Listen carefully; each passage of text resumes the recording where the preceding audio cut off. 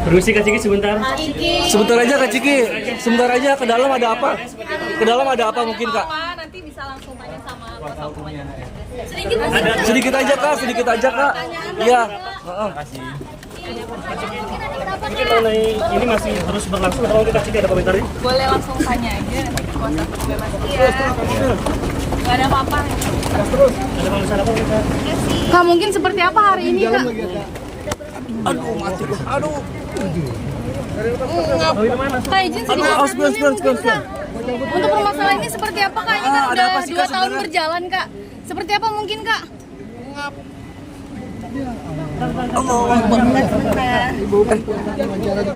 Ya, hari ini adalah Reski Aditya, ya klien kami diundang untuk melakukan gelar perkara.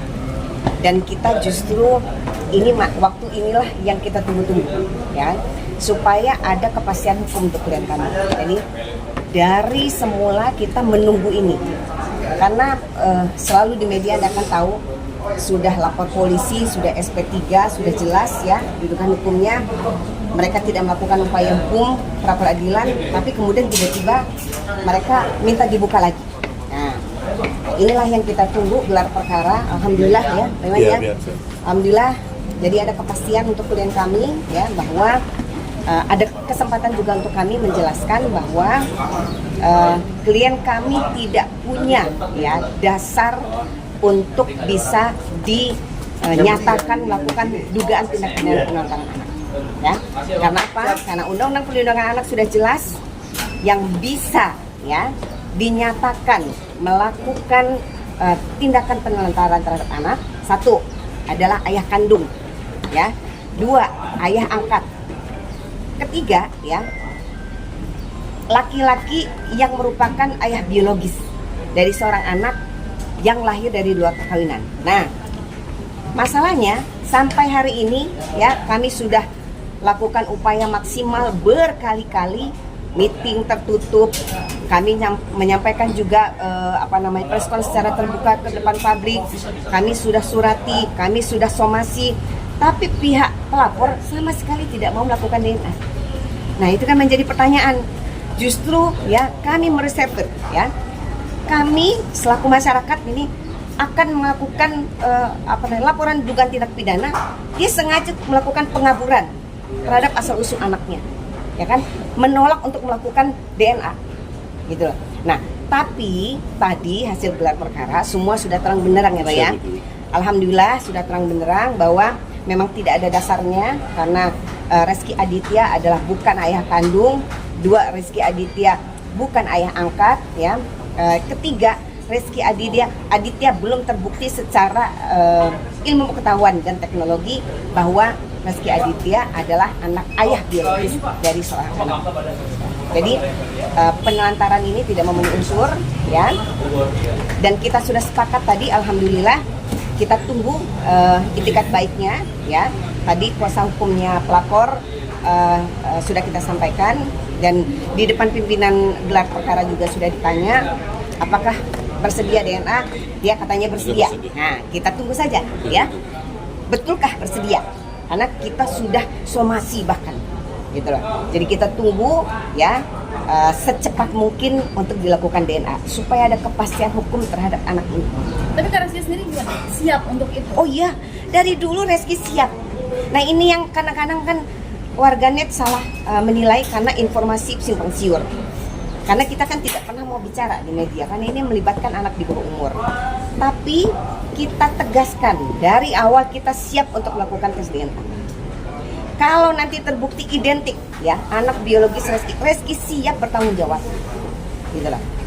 Ya. Sementara berita di MA mengatakan bahwa udah mau vonis kalau itu adalah. Nah, putusan MA tadi sudah dijelaskan juga di gelar perkara. Putusan itu tidak menyatakan Reski sebagai ayah biologis, ya.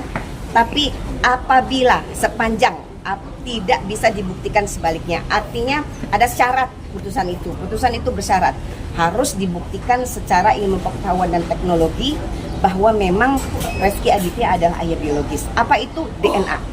Artinya si terlapor ini belum mau tes DNA sampai sekarang ya Bu, bukan dari pihak Reski yang belum mau tes DNA ya Bu? Tapi tadi sudah.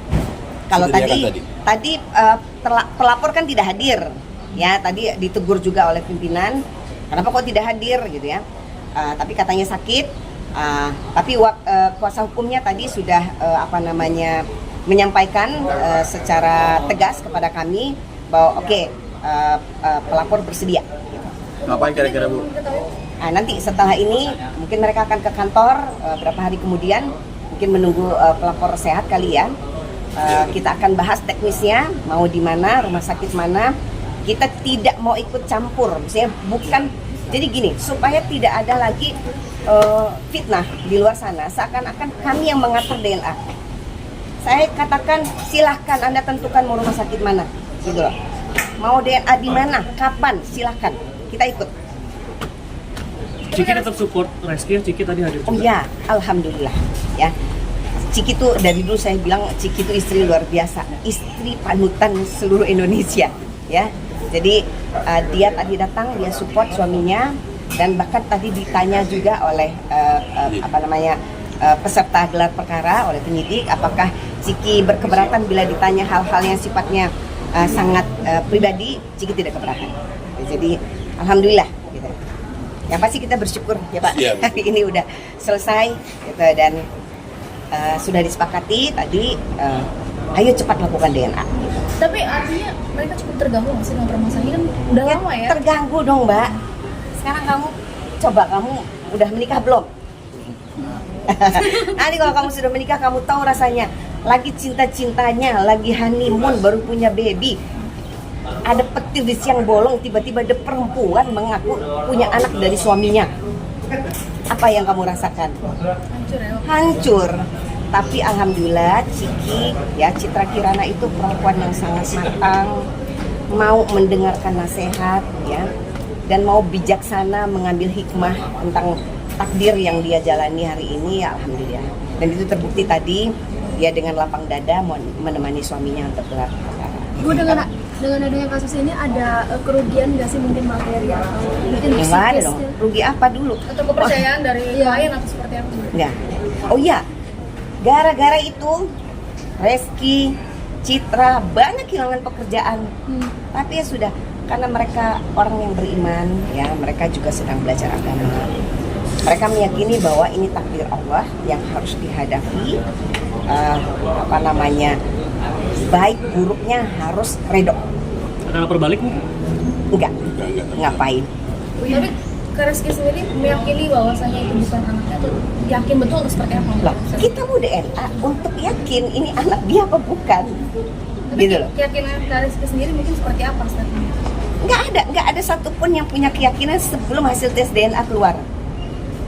Apa saja bisa terjadi, ya. Jangan-jangan anaknya tetangga. Ya. Jadi itulah kenapa kita itu memaksa ya untuk dilakukan DNA supaya memutus keraguan. Kasihan anak ini kan butuh masa depan. Ya kan, dia butuh status yang jelas asal usulnya gitu loh. Itu yang yang menjadi dasar kita kenapa harus DNA. Kira-kira ini kasusnya kan udah lama, nanti yang penyebabnya mungkin belum selesai sampai kayak gitu. Ya karena belum ketemu untuk DNA. Kalau dari, kan gini ya, waktu putusan pengadilan negeri kan kita menang. Gugatan itu ditolak kan, karena dianggap tidak ada bukti ataupun saksi yang meyakinkan hakim ya menjadi dasar bahwa itu ada anak biologisnya Reski. Tapi dengan secara kemanusiaan waktu itu Reski Aditya meskipun menang, dia menawarkan untuk DNA. Gak mau, ya kan? Lalu keluar-keluar di media. Lah, untuk membackup itu kita lakukan press con, ya kan? Kita nyatakan di depan publik kita mau DNA. Nah, ya, saya nggak tahu pertimbangannya apa, tapi yang pasti apapun itu, ya, saya menghargai niat baik. Tadi kuasa hukumnya sudah sampaikan bahwa mereka bersedia untuk DNA. Kita doakan ya. Kita doakan sama-sama supaya masalah ini selesai, cepat, DNA bisa dilakukan. Anak ini juga punya status asal-usul yang jelas.